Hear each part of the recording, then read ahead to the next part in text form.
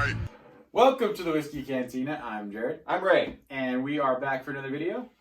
Today we're trying the Bardstown Bourbon Company, a Kentucky straight bourbon whiskey.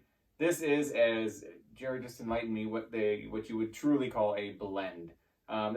We had a lot of fun drinking this. Yeah, we've already tried it. We've already tried it, as you can see. Drank quite a bit. We were surprised at how much we drank. Yeah, actually, yeah. It didn't come in today. I was like, wow. But this was one of the better tasting bottles that I remember having in a while. I mean, it could be set and setting a little bit. We were having a good time that day anyways. It was later in the evening, but it was a really good time. So this bottle is very interesting. What they do, it's a blend of 3 separate bourbons, right?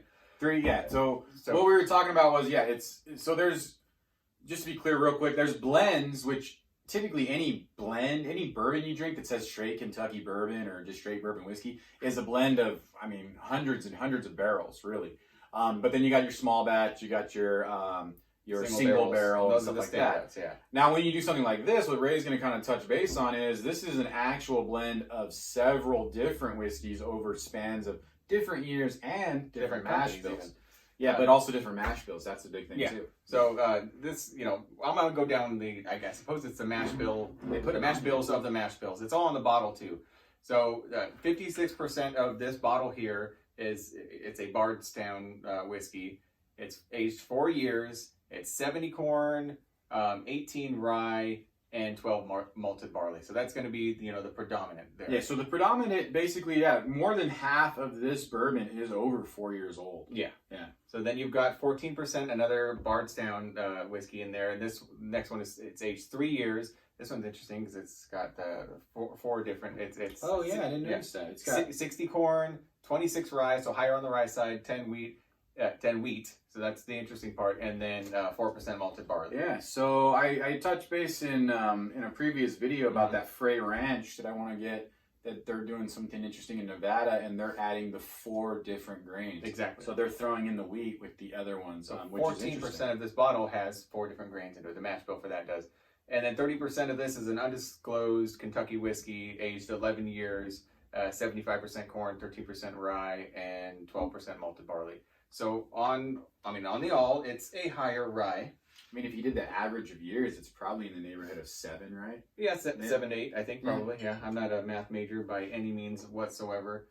But, all of that on its own makes this bottle a very interesting bottle, just kind of going into it. But the notes that we picked up the first time we had this are what really made it stand out to us. Yeah, it's funny, too, because when we actually tried this for the first time, we kind of both were picking up on different things at first. We were both, we both kept getting this one similar note, and we'll try it in a minute, and we'll go over the notes we get again. Hopefully they hit again. But we ended up kind of, we were almost going back and forth with each other. Right, like, we were going back and forth and really trying to was, figure it out, and we finally kind of, somebody said cherries. Ray kept bringing up, I got this just a weird taste in my mouth, and I couldn't put my finger on it. Almost and Ray, sensation. Right, it's sensation, exactly. And Ray said medicinal at one point, and I said, holy crap.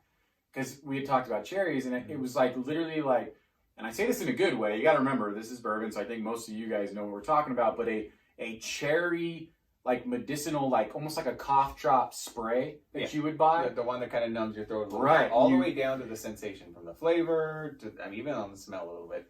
Right. Actually, a lot on the smell. The smell and the numbing of the throat obviously from the ethanol, but also just that taste. And it was funny. It was like a light bulb. It was funny because we both were like, holy crap, that's it. Mm-hmm. And I'm really hoping, I think we'll find it again, because we really did spend a little bit of time when we first tried this bottle on trying to narrow that down. And yeah, it was, to say complex is a huge understatement for a bottle like this. Again, I think we just did a video on single barrels, and how prominent those are and how good those are. But blends are super interesting, and honestly, your small batches and your single barrels are going to be there for the rest of the time when it comes to bourbons. In a blend, you've got the opportunity for all of those different flavors, and if you take the time to search them out, you can find so many different things and mix them correctly and do it well. Yeah, the possibilities are endless. And really, to be completely honest, if I had to give my personal, this is 100% my personal opinion, but if you really think about moving forward, blends are going to start becoming sort of the future and the norm going forward because you can only get so many flavors. I mean, you can get a lot of flavors out of bourbon, but you can only get so many out of your small batches and your single I'm batches. watching our subscriber count. It's going lower and lower. I know. I'm not waxing poetic about blends, but this blend in particular is interesting. But after trying this bottle, it's hard to argue. It's hard to argue. And there are some other good blends out there. I know most of you, Mythology, you guys probably know that brand. Again, that's a blend just like Bardstown. Very interesting stuff as well. So I looked up a couple of the key notes that we're supposed to pick up on this particular bottle. This is Fusion Series number 5, by the way. Several Fusion Series. 6 yeah, now. 6, but there's a lot of debate out there if you look it up on which one was the best. I think a lot of people really enjoyed 3. I don't think 4 got good reviews. From what I've seen, 5 is pretty good. There's another one above this and I wish I knew. Pretty well. 6 is pretty high right now too. Right, but isn't there so the bottle, this is the blue label. There's another Fusion Series, which is a red label, yes. and I think it's just higher years as far as the bourbons that are in it. Mm-hmm. I've really heard not a good mixed bag of that reviews-wise. People don't seem to like that one, and the price goes up significantly. I can't quite remember. Was this like 60? 70? I think it was about $65. Yeah, about $65. I think the other one gets you up into the hundreds, if I'm not mistaken. And that plays a factor. Yeah, it does. And I think that's what it is that one. And again, I'm not going to pretend like I've ever had it, but maybe, you pay $100, you have a certain expectation.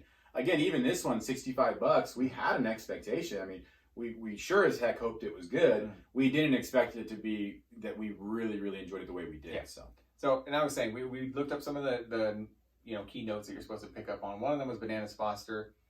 And if you put that in your mind, you take it with I can see what they're saying. Yes. Yeah, I can totally see what they're saying. Almost like a sweet. Well, they burn the caramel. Yeah, they burn the caramel. Yeah, it's a caramelized banana. So very good smell. Very delicious. That's funny too. You think about that and you kind of laugh like Bananas Foster. What are you talking about? Then you think about it as you're going in and you can kind of pick it up. Yeah. And I pick up on bananas. I think almost too much when we're smelling these. I do get bananas out of this one totally for sure. I know what you mean. Like, well, you said banana runts, and I get banana runts more, and it's weird. I know it's a candy, but the banana runts I get a lot, and you do get a banana smell out of those as well. Yeah. Regular banana, not so much, but definitely with this one, I do get a little bit of the banana. No, yeah, it's right there. Yeah, God, it's a good smell though. It's just a sweet, smooth smell. I'm not picking up an actually an enjoyable smell. It's said to be a little bit spicier on the nose too. I'm not getting much of that.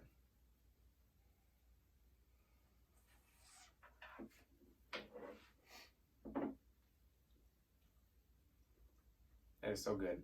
There it is. That's so funny. That same, what did you call it? Right at the end. Feeling or whatever? It's sensation. Sensation. It's an experience all the way down. Not many bottles. It's interesting. I mean, you get good flavors from other bottles, good tastings, but this, I mean, there's an interesting experience to it. And yeah, you get it's medicinal, but like cherry, like cough syrup, but in a very, very good way, and not obviously muted, not like drinking cherry cough syrup fully, but it's there. You definitely get the numbness of the throat again, though. And it's oily too, though. It's oily. Yeah. It does, and I think that's what I'm. Yeah, because it's sticking to your throat. Yeah, I mean, it makes sense that it would do that. You've got the ethanol. This is a bit of an oilier bottle, so it's sticking to your throat. It's going to give you that numbing sensation all around. You've got the cherries up front. It all adds up to. Now I go back in right now in the smell, and I get a little bit of pepper. It's weird. I didn't smell it at all before, but just a teeny tiny bit. It's just there. Maybe it's in my throat, maybe more. It's spicier on the nose now. Maybe, but that's what we keep saying that too, though. The palate opens up your nose a little bit more, Yeah, maybe the pepper's more in my throat, like almost like you got a little, like a peppery dish. Like, yeah. That's exactly what it is. Yeah, like a really heavily peppered beef jerky or something like that. Yeah. Holy crap. Actually, yeah, that's exactly what it is. That's funny. We didn't pick up on that before, though. Yeah. See, it's just cool. It's fun. It's interesting. It's like there's so much interesting. I mean, we just find this in general, bourbons and whiskeys, just fun and interesting. I mean, obviously it's fun to drink. We don't ever drink to get blasted. We drink for the enjoyment. We drink for the, we obviously drink with friends and family and just hang out and talk, but it really is fun. And it's funny because, Ray and I both have had a lot of, friends and family kind of find their own interest in stuff like this because of what we have done. And yeah, I mean, it's just, if you really think about it like that and you open your mind and you open your palate, I mean, this is... Part of the reason I think it's fun too, though, is because of the, you know, the times when people scoff at you. Oh, you know, you drink whiskey, you pick up all these notes. No, we really do. Oh, yeah. And part of what I enjoy about that is I know that I'm picking up on these things, and I try to open their minds to it. But it's grown and developed. Because what Ray just said is perfect, because for me, I had a very difficult time, even at the beginning, just narrowing down a lot of those. But now, we were really hard on ourselves too. We should revisit some of those earlier videos and just do those bottles and see what we think too. True, and that would be a really good point actually, because you really do like right now. I mean, the caramels, the sugars, a sweeter bourbon versus a darker bourbon versus some of your tobacco notes and things like that, and your oak notes. Oh my God, I can hit on those immediately. And we're able to even push those to the side and find what else is there now. Yeah, and it really does develop, but it takes time, and these blends are just super interesting because they're so complex. Yeah. There's so much going on with this. It's funny, the pepper, I didn't get at the beginning when we first tried this bottle at all. Yeah, it's like I mean, it's really good.